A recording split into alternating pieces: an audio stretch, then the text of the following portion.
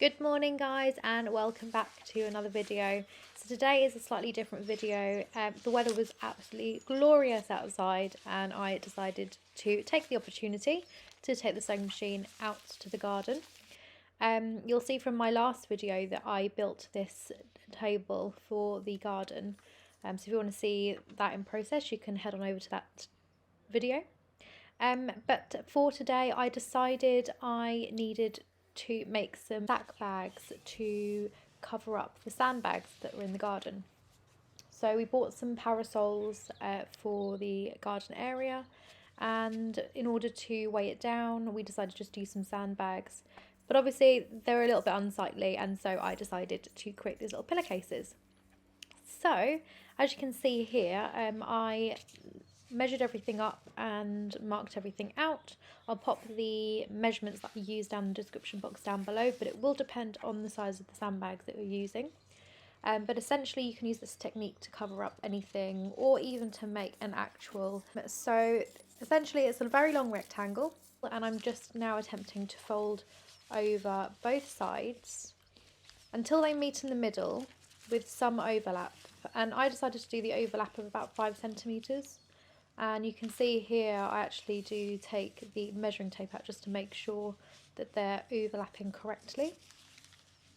And yeah, that's quite simple. You can make that overlap as much or as little as you want. I didn't want to make the width too long just because there's no stretch in this fabric. It's a ripstop waterproof fabric, so there's no stretch at all, and I didn't want to end up disrupting the seams when trying to get the sandbag in.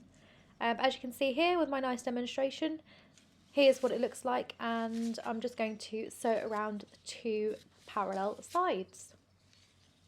So here I am pinning them all together with my little clips. I did find that they were a little bit slippery with this type of fabric, so I probably would say to try and use maybe some pins. However, if you use pins it will compromise the waterproofing effect, so bear that in mind. So yeah, I just used some clips anyway. So threading up the machine, oh, it was such a lovely day. I absolutely loved sitting in the sunshine. You'll have to excuse the really squinty face, which at the time I didn't realise I was doing, but I'm pretty much doing throughout the entire time that I'm sewing. Having a little chat here, actually having a beer at the same time, which you can see. And yeah, so just sewing down the sides, I'm just using a normal straight stitch.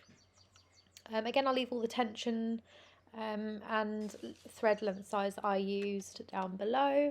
If you're interested, I'm using the Brother LS14 sewing machine. And yeah, it's a pretty relaxing process, pretty calming. I was a little bit concerned of the noise for the neighbours, but actually it wasn't too loud. So for the moment of truth, this is where I turned the casing well, not inside out, but the right side out, and I kind of poked up the corners, and yeah, it looked pretty neat. I didn't decide to do a seam on the exposed edges just because the fabric is non-fraying and it's not an area that's going to be on show, so I wasn't too concerned. There's the front and there's the envelope style back. So decided to put the sandbags in just to test them out for size, make sure they still fit. And so here was the before. This is what the area looked like. It looked quite messy with our new parasol. It didn't quite match the vibe. And this was after, and I think it just looks so much neater.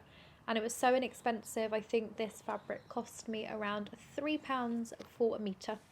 So just checking up on the flowers. The bluebells have sprung. And these are my little nigellas that I grew from seeds, so super happy about that. Not all of my seedlings have grown, so I was super happy to see that those had sprouted so well. And yeah, the rest of the garden is on its way. We've got a couple of daffodils. The alliums are growing super tall, expecting some flowers of those in September.